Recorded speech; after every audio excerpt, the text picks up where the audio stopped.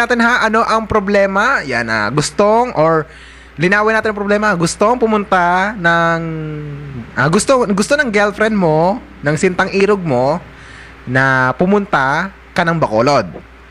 Opo. Ayan. At ang problema ay Ang anak ko. yung anak mo. Yung anak mo ayaw kang payagan. De, joke lang. O, sige. Anong pinakamagandang gawin, Papa G?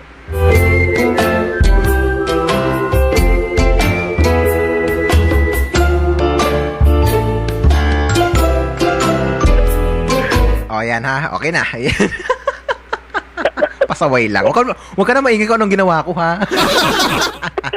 So, ayun. So, mga kaswabe, sa mga katututok pa lang po sa radyo nila, sa mga ka-tune in pa lang po sa 1.7 My FM, ang problema po ng ating kaibigan ay mayroon siya kasing karelasyon, mayroon siyang sintang irog na taga Bacolod.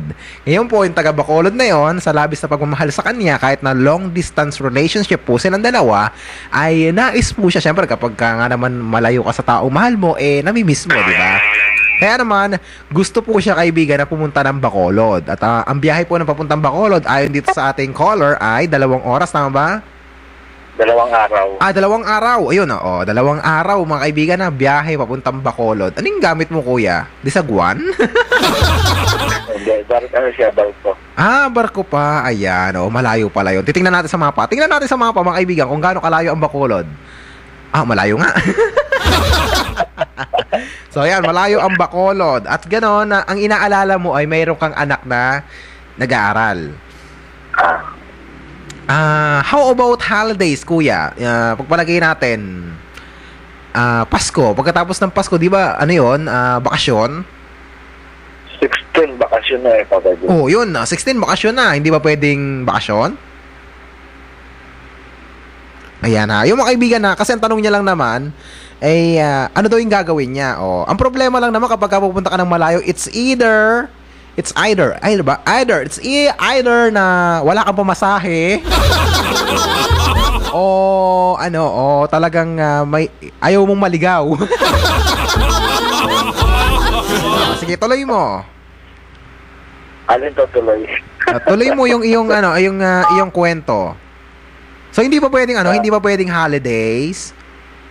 Actually, Papa G, pwede naman. Kaya lang, yung trabaho ko as time sa school, every night kailangan naka-duty din ako. So, hindi ko rin pwedeng tulang. Okay, sige. Ilang taong ka na nagseserbisyo sa trabaho mo? 2 years. 2 years na. Pag ba umabisan ka, di ba may request naman yan, may liham naman yan na, I'm requesting for, 2 days leave, ganyan, mga ganon, o 4, isang linggo, o kaya isang buwan leave, ganon. Hindi naman. Hindi, pwede naman. Kasi, hindi pwede. Hindi pwede. Bawal? Number one na yung, syempre, pagka nag-tip ako, yung pangangailangan ng job, syempre, naputol. Yung Yung pangangailangan namin ng anak ko pang araw-araw. Okay, I see. Ayan, sige, napaliwanag mo na ba ito sa taong mahal mo? Yes, Papa G, sinasabi ko naman sa kanya. So, sabi niya, maniniwala lang ako na mahal mo ako kung pupunta ka dito. Ganon. Hindi, ibalik mo sa kanya, maniniwala ako na mahal mo rin ako kapag pumunta ka dito. Actually, Papa G, dati na siyang nakupunta ng Manila kasi isa siyang call center. Wow, call center. Ibig sabihin, maganda ang tinig ng babaeng ito. O sige, tuloy. And then, ang promise ko sa kanya, sabi ko, kung nagkaroon siyang pumunta dito ng Manila, single parent din kasi siya. Isama mo yung anak mo, ako yung mag-alaga sa kanya habang nagtatrabaho pa. So, yun naman ang binigay ko na pabor sa kanya. Na pwede ako mag-alaga sa anak niya. Ayaw niya, gusto na ako ang maunang pumunta ng Bacolod. Okay. So, alam mo naman ba yung bahay niya sa Bacolod o hindi din? May address na ako sa kanya sa Bacolod. Kumisado ko rin naman kasi ang Bacolod kasi galing na ako doon siguro mga 5 years. So, iyon yung iyon yung deal niya sa'yo. Kung talagang mahal mo siya, puntahan mo siya ng Bacolod. Yes. And quite interesting dahil naggaling na siya ng Manila, hindi pa siya nakipagkita sa'yo, lapit lang naman, 2 hours lang naman biyahe. 'Di ba? 2 days. Hindi, dito sa, di ba nung dating nasa Manila siya, tapos 2 days lang naman puntang Manila to Bataan. Tapos hindi pa siya nakipagkita sa'yo. Okay, so may idea ka na kung anong itsura niya. Kapag nakita ko na siya sa Facebook. Sa Facebook? Teka lang naka-Facebook ako ngayon eh. Puntahan natin yung Facebook niya. Dali, anong pangalan? Maria Coco. Ha? Maria Coco. Maria? Maria Coco. Maria Coco. Coco? C-O. Tama. C-O. C-O. Wow, baka kamag-anak to ni Coco Martin, ha?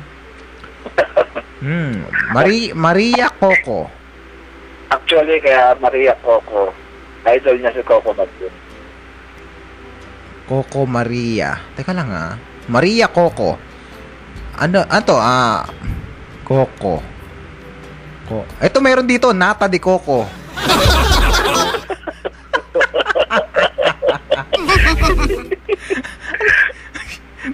Teka lang, hinahanap ko Maria Coco. Wala yata wala naman yata siyang Facebook Meron, Papa G.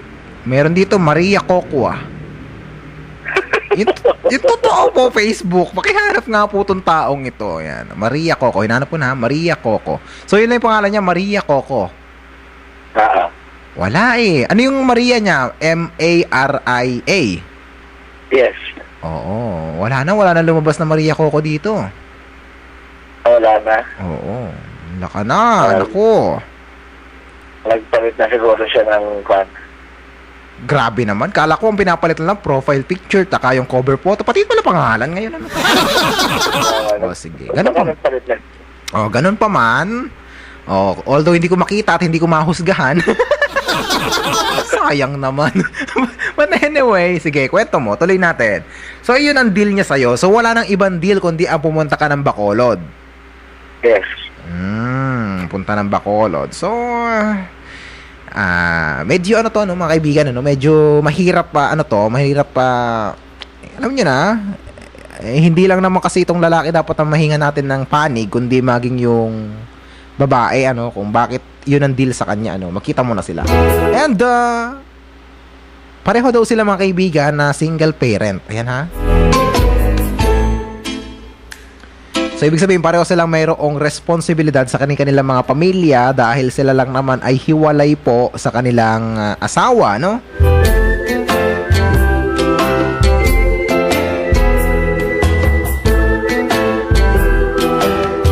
So, ayon din sa kanya mga kaibigan ay isabi niya na rin po sa kanyang girlfriend, ayan nga, naka long distance relationship niya na siya ay mayroong anak na pinag-aaral kaya hindi niya maiwanan at mayroon din siyang trabaho. Siya ay isang public servant ng barangay. So, yun ay mas binibigyan niya ng prioridad, which is correct naman kung talagang pag ninilayan natin ang practical na paraan dahil nga yung trabaho niya ang bumubuhay sa kanilang dalawa nung kaniyang anak, di ba? And aside from that, ay medyo mahirap din mga kaibigan, hindi natin may tatatuan na mahirap makipagsapalaran na pumunta sa isang lugar, lalo na kung hindi mo pa masyadong kilala yung taong pupuntahan mo. Baka mamaya bukod sa maligaw ka na o kaya naman ay maloko ka lang, ay baka mamaya yung itsurang inaasahan mo hindi pala yun yung makikita mo. Joke lang. Maniniwala naman tayo may pag-ibig. May pag-ibig na hindi tumitingin sa itsura, kundi sa pera. Hindi. Pag-ibig na tinitingnan talaga ay kabutihang loob. May tao pang ganyan.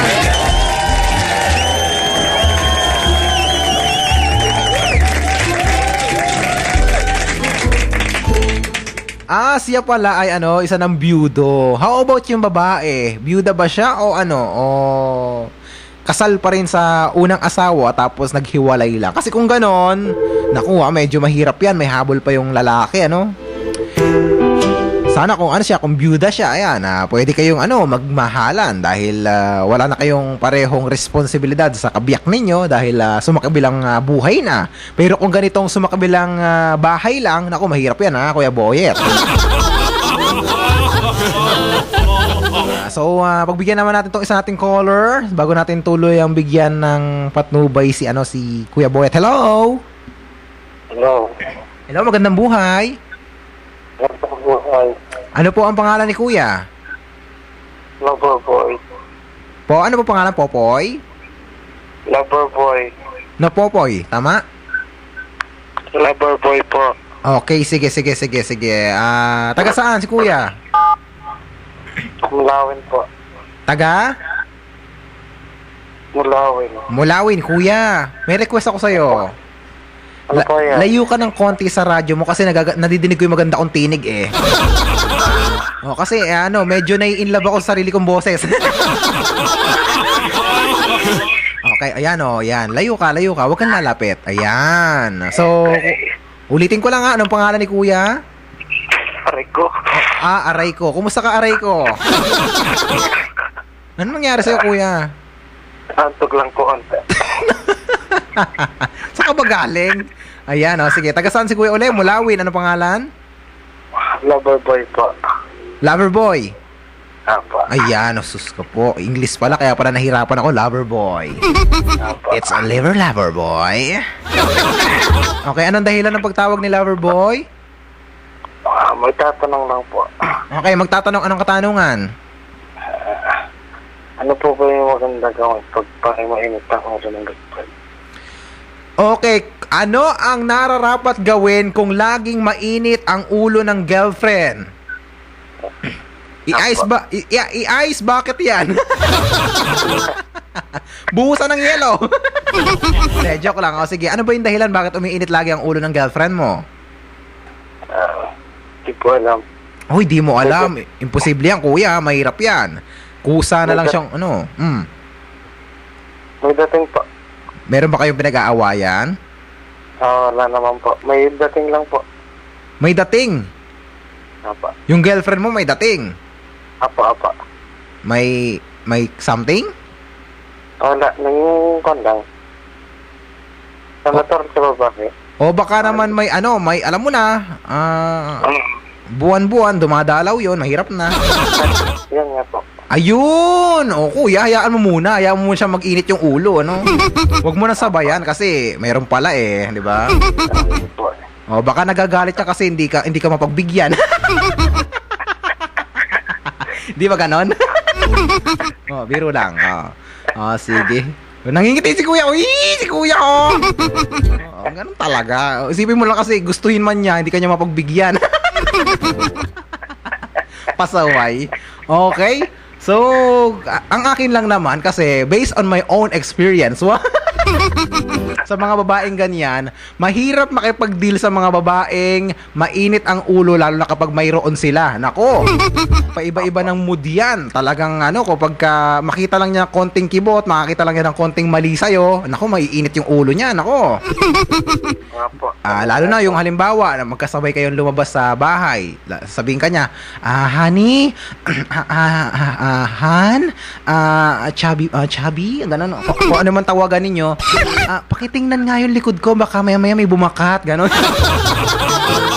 Oo, medyo mahirap makipag-deal. Sige, ikaw naman titingnan mo. Tapos, habang naglalakad kayo, mapapatingin ka sa legs ng iba. Nako! Sigurado nun, digma ka na. Ikaw, tingin ka ng tingin. May sarili din naman ako legs. Ikaw! Gano'n yan. Kulang na lang, mag-evolve. Talagang ganun ang mga babae kapag alam mo na yon, yung parang pinagsama-samang pakiramdam mo nag-super scientist ang Goku.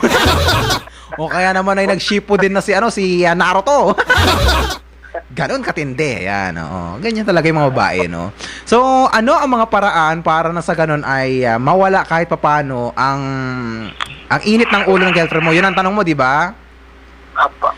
Oo, kahit Kuya magtatumbling ka diyan, magpatawa ka na magpatawa, basta mainit ang ulo niyan, magbumukha ka lang tanga. Kaya dapat huwag mo na lang sabayan yung galit niya. Pag nagagalit siya, okay, tahimik ka na lang. Pero kung halimbawa, sabi niya, hoy, ganito, ganyan. Kung anong tawag niya sa'yo, kung anong pa ibabansag niya sa'yo, kunin mo nga to, ganyan, ganon. Sundin mo na lang, malumanay. Tapos, saka ka na lang uminit ang ulo kapag wala na. Ikaw naman ang gumante. Sabihin mo, meron din ako, bakit ba? Yan, masaya na ni kuya, ha? Masaya ka na. Siguro kuya, kaya ka lang tumawag sa akin kasi nag-away kayo, no? Hindi po. Hindi naman. Nagtanong ka lang.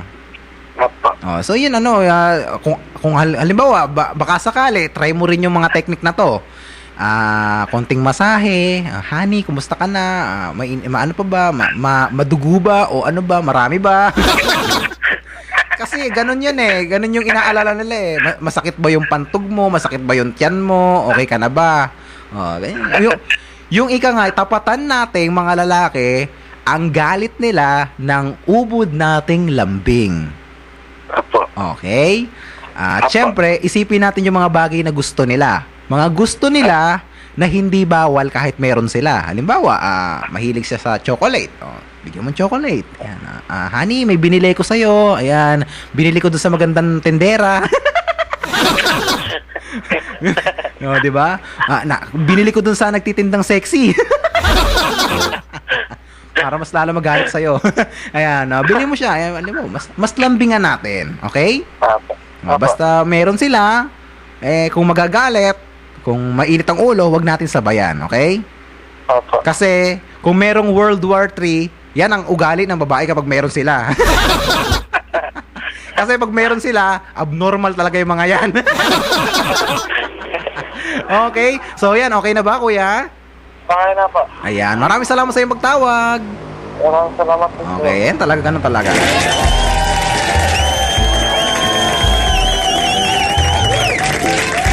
Kaswabe talagang ganyan kapag kayong mga babae meron sila, naku, away na to.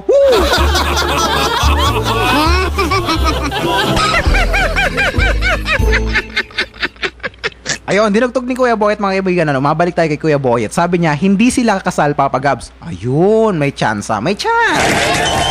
Hindi sila kasal, ibig sabihin wala silang legal o kung ano pa mang pananagutan sa isa't isa, kundi doon lamang sa pagitan nila at sa kanilang anak. So kung hindi sila kasal, you have the right. Ayan, pwede kayong mag-ibigan. Dahil ikaw ay byudo, siya ay hindi kasal. So palagi ko naman ay pwede naman, di ba? All you have to do is mag-ipon. Ayan. At syempre kung dumating man yung pagkakataon na payagan ka ng institusyon o magkaroon kayo ng special holiday o kaya naman ay parang bonding nyo na ng anak nyo, ayan, o ng anak mo, ayan, set kayo ng date na dalawa at puntahan mo siya.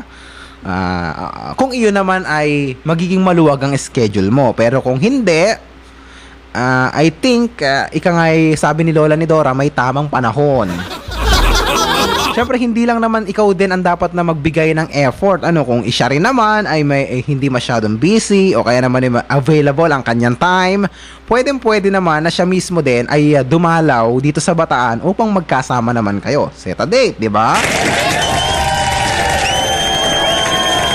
Kasi pa lang naman mag-girlfriend pa lang naman kayo. This is a practice, parang pinaka-practice ninyo kung ano ang magiging buhay ninyo kapag kayo ay naging mag-asawa. Pero hindi ko sinabing mag-girlfriend kayo ay gawin nyo na yung mga bagay na hindi nyo dapat gawin. Pagiging mag-girlfriend ay parang status din yan ng pagliligawan na kung saan ay getting to know each other. Kung mag-girlfriend pa lang kayo, hindi na kayo nagkakasundo, what more kapag mag-asawa na kayo o meron na kayong pananagutan sa isa't isa at responsibilidad na hapang-habang buhay. So mga kaibigan, ayan po ang ating maibibigay na patnubay para kay Kuya Boyet. Ayan, availability and time, and of course, trust and effort, yan yung mga mahalagang sangkap upang nasa gano'n ay tumagal ang isang relasyon. Kung hindi na makapag-iintay, say sorry. Pero kung handa pa naman mag-intay at tsumetsyempo lang ng magandang pagkakataon, Siyempre, kung satisfied or contented pa kayo sa bagay na mayroon kayo, edi patuloy lamang. Parang pinaka-bonus na kapag ka nagkita kayo. Pero kung talagang pag-ibig na ang nararamdaman at nagkita na, ayan, pwede namang magdesisyon na kayo ng pwede ninyong pagdesisyonan kasi malalaki na kayo, ano? Kung gusto nyo nang magpakasal, magsama, ayan, nasa sa inyo, ano? Kung gusto nyo na bang i-take ang panibagong responsibilidad para na sa ganun na hindi na kayo magkalayo, it's up to you. It's about Tagalog na nga lang. Pasaway. It depends upon on you. Ayan, sa inyong dalawa, ha? Kaya kuya, ate, ano, kung nakikinig man kayong dalawa, ay nasa pamagitan na inyong dalawa yan. Kung ano yung maging desisyon ninyo o yung desisyon ninyong dalawa na inyong mapagkakasunduan.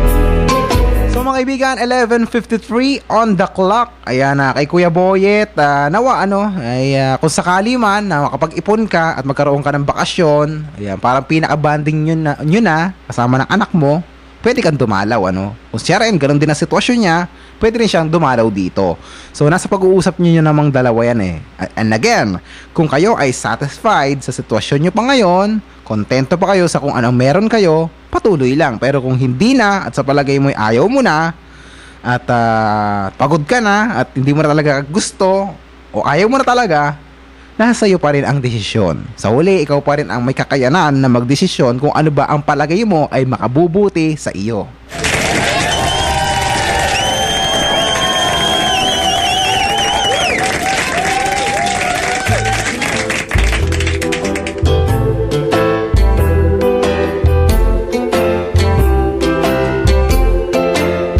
Pagbati sa ating text line, good evening Papa G, paplay naman po ng Ikaw by Yeng at Halaga by Eraserhead. Nakapagtataka, ayan, pakibati na rin po, ayan ang pinakamamahal ko. I love you with matching mama, belated happy third monthsary. Sana magtagal pa tayo at sana ikaw ang makasama ko habang buhay. Came from 884. Malupit mga kaibigan, third monthsary pa lang, hinahangad na sana ay sila ng dalawa, hindi naman masama, di ba? Naniniwala naman kasi ako mga kaibigan, kapag ka na-survive ninyo na magkakilala na kayong dalawa, halos lahat ng mga anggulo ng pagkatao ninyo, I think and I therefore conclude na ang habang buhay mga kaibigan ay magkakasundo kayong dalawa o matatagalan ninyo. Kaya lang naman hindi nagiging magkatugma ang isang relasyon mga kaibigan kapag ka mayroong isinekreto o mga bagay na hindi ipinaalam sa kanyang kapartner. Pero kung magiging transparent ka at sasabihin mo ang mga bagay-bagay na dapat tanggapin ng kapartner mo o dapat maintindihan o dapat malaman ng partner mo, wala kang dapat na ikatakot sa inyong relasyon. Kasi kapag ka sinabi mo mga kaibigan, hinihayag mo o kaya naman ay ipinaalam mo ang lahat ng bagay na pangit sa iyo at iyan ay natanggap ng iyong kapartner, yan mga kaswabe, ika ngay magtatagal ang isang relasyon. Pero kung sa unang parte pa lang ng inyong relasyon ay marami na kayong inilihim sa isa't isa, tandaan, ang lahat ng nakaraan ninyong dalawa or ang lahat ng nakaraan sa inyong pagkatao ay mabubulatlat o kaya naman ay malalaman at ika ngay maibabalik ng kung sino pa man. At kapag yun ay nalaman at hindi mo na ipagtapat, iyon ang nagiging ugat at dahilan mga kaibigan ng mga galit, ayan, tampuhan,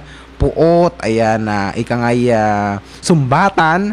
Kaya kung kayo mga kaswabe, kung alam nyo meron kayong mali sa pagkatao ninyo o mga bagay na hindi ninyo hindi katanggap-tanggap para sa ibang tao at nasabi ninyo sa taong pinakamamahal ninyo at natanggap niya. So ibig sabihin mga kaswabe, kapag natanggap niya, ito ay panibagong simula ng isang relasyon na masagana at malusog para sa inyong dalawa.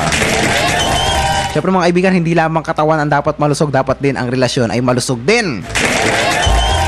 Alagaan ng pagtitiwala, alagaan ng panibagong simula, alagaan ng pagpapatawad, at alagaan ng pagmamahal, di ba?